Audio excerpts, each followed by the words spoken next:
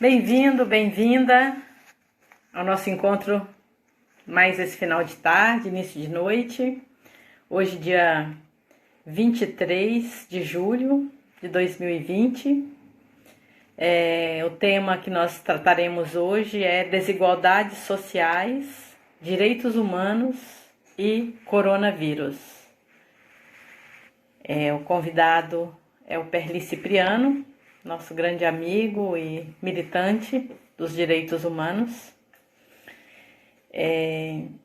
Aguardamos a entrada dele. Enquanto aguardamos, eu gostaria só de trazer alguns números, alarmantes de um desgoverno que só decreta a morte. É um projeto de morte. Ontem, 22 de julho, foram 82.890 mortes. 1.284 mortes por dia. 53 morte por minuto. Então está na hora, mais do que na hora, de todos decretarmos fora Bolsonaro. Fora Bolsonaro. Bem-vindo, Perli. Tudo bem? Então, boa noite para você, para todos. Boa noite, professora Vera, Milton. Então, Perli, é o Isaías Santana, grande Isaías. Bem-vindo. Perli, você queria, antes de falar do tema das desigualdades sociais, direitos humanos e coronavírus, falar um pouquinho aí desse momento atual que nós estamos vivendo? Primeiro eu queria render uma homenagem ao padre Júlio Lancelotti. Ele disse: estamos todos no mesmo mar, mas não estamos no mesmo barco. Uns estão em iates, outros estão em jangadas e outros estão em tronco de árvores no mar. Portanto, nós estamos bem no mar, mas nós não estamos no mesmo barco. Eu acho que isso tem a ver com a desigualdade social. E o que a gente queria é lembrar que o Brasil é um país que tem uma complexidade muito grande.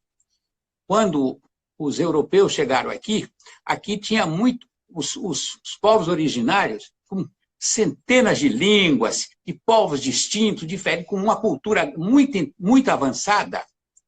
E quando chegaram os europeus aqui, invasores, eu pessoalmente acho que não houve descoberta do Brasil. Tinha mais gente aqui que tem em Portugal. O português que está aí ouvindo a gente deve ser um desses bons, do coração bom.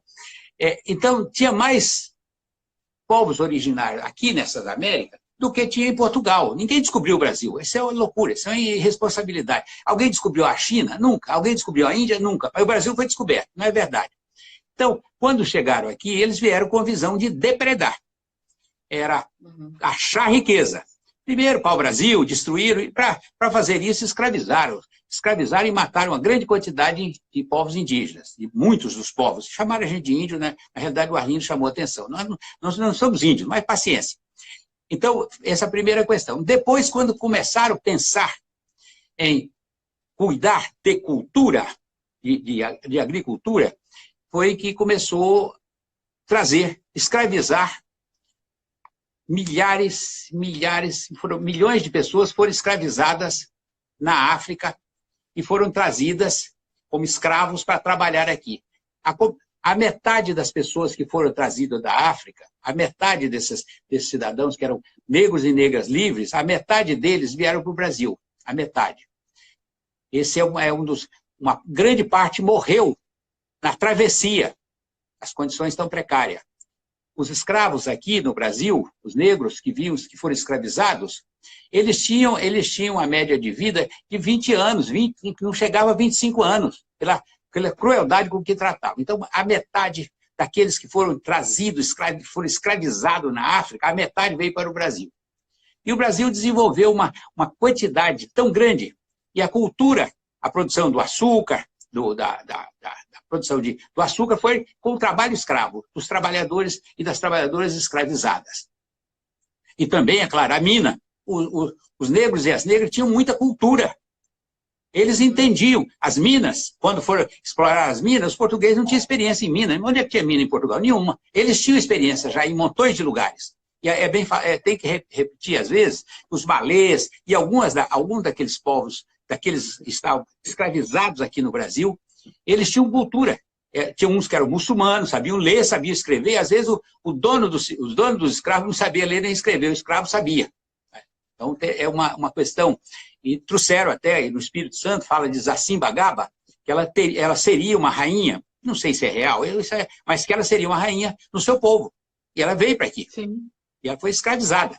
E ela rebelou-se, fugiu, começou a libertar muitos e muitos homens e mulheres que estavam escravizados para participar da luta. Inclusive, é uma epopeia fantástica, porque ela chega a capturar navio para impedir que chegassem os navios no porto de São Mateus. Ali chegavam esses. Então, e a quantidade... Grande Jacimba Gaba. Mulher negra. Só lembrando, né, que no mês de julho nós comemoramos, né, o Dia da Mulher Caribenha, da Mulher Negra, no dia 25 de julho. E nós, do Fórum de Mulheres, estamos organizando uma live com mulheres negras para conversar sobre a luta das mulheres negras. Já vi o convite, e viu Olindina, que é uma negra que tem pós-graduação. Olindina é uma das que vai fazer a fala. Uhum. Então, o Brasil, pela essa característica terrível de massacre dos povos indígenas e a escravização e o massacre também dos negros e das negras, nós chegamos a constituir aqui o que se chamaria um modo de produção. Jacob Gorender faz um estudo profundo disso, e ele fala do modo de produção colonial escravista. Chegou a gerar um modo de produção.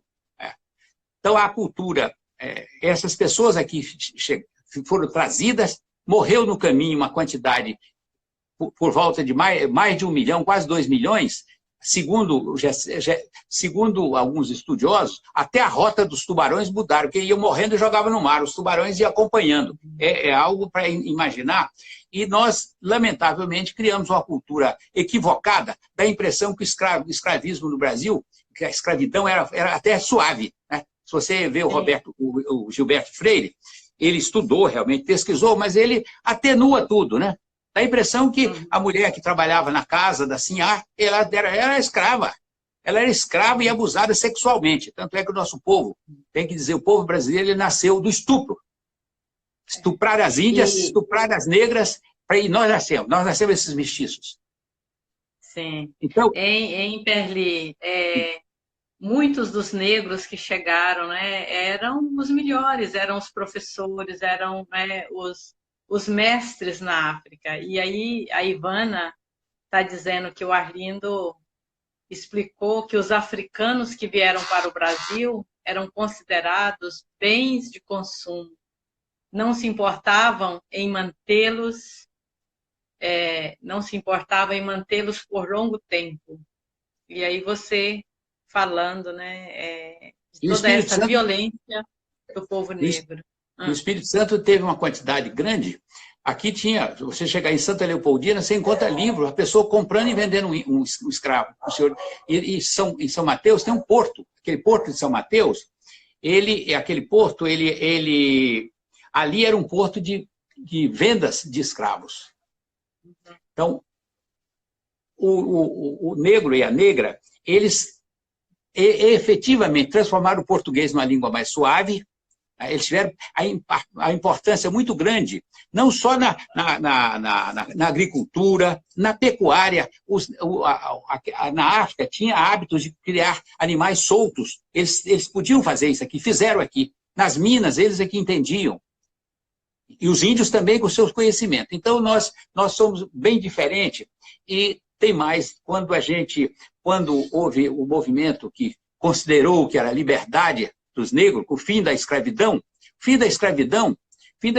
na realidade era abandonar aquelas pessoas todas ao Deus dará. Você imagina ter uma lei do sexagenário. Quem atingir 60 anos, ele seria liberto. Ninguém vivia 60 anos, nem os brancos viviam 60 anos. Então, se não é a farsa, montaram muitas farsas. Então, você imagina, aí dizer, a criança nasce livre, mas quem ia cuidar desse livre? Então, o idoso vai ser livre. Quem vai cuidar dessa pessoa? As pessoas viviam, em média, 25 anos, era no máximo, porque pela crueldade do sofrimento dele. Então, no Brasil, é dito o seguinte, todo mundo tem sangue negro. Tem no DNA, e eu tenho muito orgulho de ter sangue negro, ou tem nas mãos das famílias do passado que mantiveram a escravidão. Então, eu acho que essa é uma das nossas características. Essa desigualdade, nós tivemos, e a concentração de riqueza no Brasil, é o que nós vamos chegar daqui um pouco. Concentração de riqueza. Até hoje, as terras, em 1850, surgiu uma lei da terra, 1850.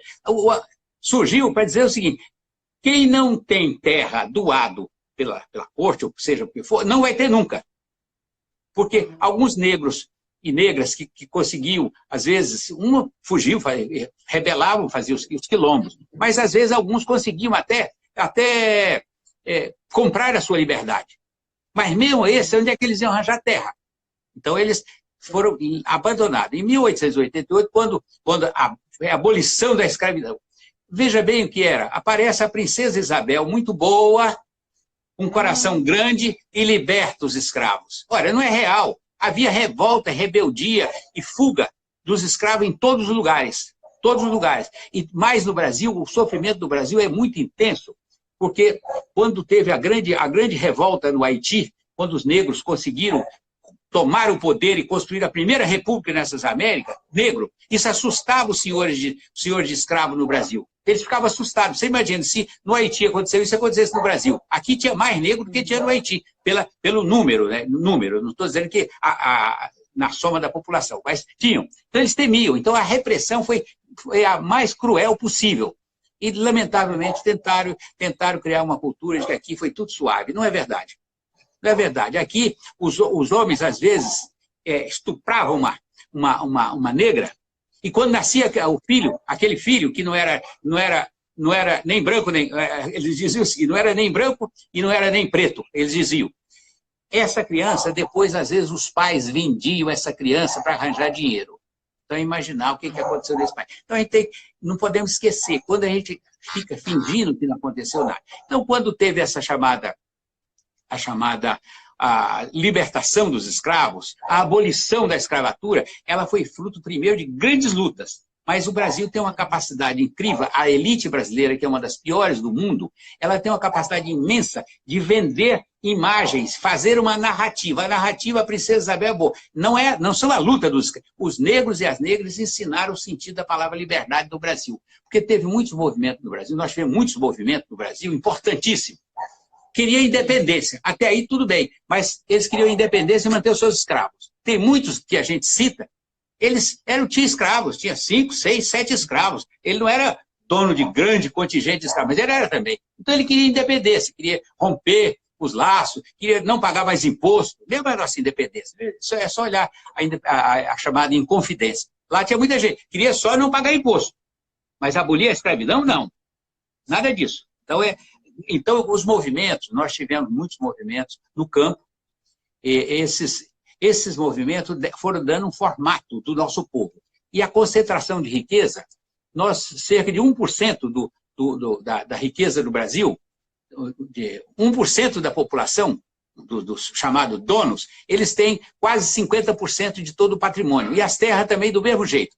Poucos são donos de imensidão de terra e os muitos não têm. E aí nós estamos vendo agora, desse governo desastrado, dando a entender que os quilombolas têm muita terra e que os índios têm muita terra. Raposa do Sol é um exemplo.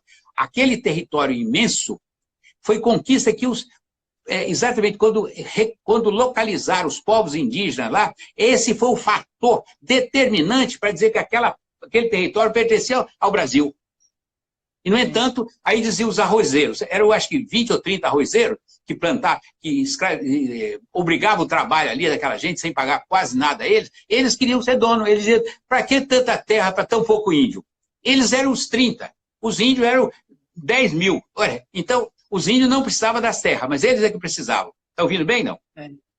Está ouvindo? Sim, tá ótimo. Então, Aproveitando aqui que sim, eu peguei a palavra, só para a sim. participação aí da Ivana, e a gente agradece a participação de vocês, os comentários, as perguntas, né? Quando a Ivana fala que esses negros, né, eram considerados bens de consumo e que seriam substituídos prontamente, né? E essa libertação, né, elas foram libertos por imposição da Inglaterra. Então, que Embora tipo, os né, ingleses, de embora os demais. ingleses que parecem bozinhos, eles se enriqueceram muito, inclusive bancos, enriqueceram com o comércio de escravos. Teve um período na nossa humanidade onde o principal comércio que tinha no mundo era a venda, a compra e venda de seres humanos. E a Inglaterra no meio. E a gente, aí daí um pouquinho, parece que a Inglaterra é boazinha, né? Na realidade, depois eles diminuíram, mas os corsários, você tinha aqueles corsários, aquilo são gangsters. Essas pessoas eram donos de escravos, enriqueceu. Chegando na Europa, praticamente todos aqueles reinados, Holanda, todos aqueles lugares, agora lá derrubaram alguns daqueles importantes. Todos eles, a sua riqueza foi acumulada a partir da venda de escravos, de escravos e escravas. E então, acho que essa é uma das características nossas. Então, quando houve essa chamada abolição, as pessoas ficaram nas mais precárias condições. E até hoje, a visão de Casagrande, da senzala, continua de pé. Você imagina, Sim. quando tem a matança de pessoas, né, no Brasil, quase sempre, na chamada periferia, não gosto dessa palavra, não tem uma outra, é lá que são mortas. Criança, adolescente, jovens estão sendo mortos. E passa tudo desapercebido. É só assim, é mais um número, morreram tantos. Agora mesmo, nesse período do coronavírus, está havendo mais mortos do que tinha antes. Quando teve aquele movimento dos militares no Espírito Santo, é só perguntar quantos eram negros. Então, negros e os índios. Então, são os que são vítimas. Então, acho que nós precisamos entender a concentração de riqueza de terra e de poder. E a visão que excluía todo mundo. Então, é só imaginar que as primeiras eleições no Brasil, quando eles falam, lá naquela chamada Constituinte, lá de Dom Pedro, para votar você tinha que ter um patrimônio, primeiro não ser negro, ter um patrimônio. Tendo um patrimônio, você podia votar. Ora, como é que num país onde a maioria era escravo podia ter patrimônio? Não tinha. E nem os pobres. Os pobres que eu chamo são os mestiços. Esse país nosso é um país mestiço. A maioria da população é considerada preta e parda. Embora no Brasil precise discutir melhor, porque muitos filhos de índios e de índias, eles acabaram ficando pardos. Então precisa discutir isso melhor. Mas isso é um assunto que, na maioria da população, é essa. E nós vivíamos em tempo, eu já citei esse fato uma vez, em Nova Venécia, uma vez fizeram um show lá numa região lá de Nova Venécia, e o artista que foi lá não tinha muita noção de que era, achava Veneza, então Nova Venécia é Veneza. E lá ele foi com aquela coisa que vocês nas escolas às vezes ensinavam erradamente. A presença do italiano, muito italiano, isso é importante, italiana, todos os povos são importantes, bem-vindos. Mas aí a pessoa foi para lá pensando que só tinham italianos. E como o show era de graça, quando ele viu na praça uma grande quantidade de negros e negras, pobres, naturalmente. E essa pessoa chegou a usar a seguinte expressão: parece que jogaram piche aqui na praça. Essa pessoa veio para cantar, mas ele assustou. Então, nós precisamos, então, pensar nessa desigualdade. É racial, econômica, cultural e outras. Então, hoje nós somos o segundo país que tem maior concentração de renda no mundo. O segundo.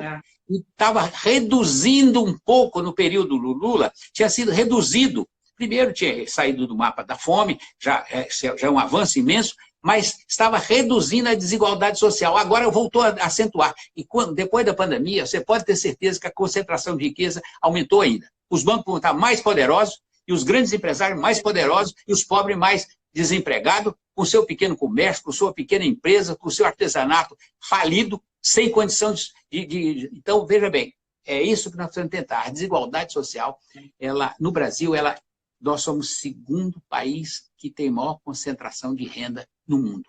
Isso é mal para nós. Esse povo nosso é um povo muito valente.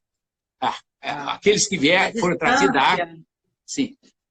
Distância. É um abismo, não é? Um abismo a distância entre os mais ricos e os mais pobres. E a Alice, isso, lembrando aí que a escravidão, ela permanece, ela continua até hoje. Eu falo não só a escravidão, como o preconceito, o racismo, a discriminação. exatamente, porque tem a questão racial e tem a questão econômica, e as duas se juntam. Você imagina, pobre, negro ou negra. Se for pobre, já sofre discriminação. Se for negro, discriminação maior ainda. Mas se for uma negra, Uma mais mulher, discriminação. Mulher, mais discriminação.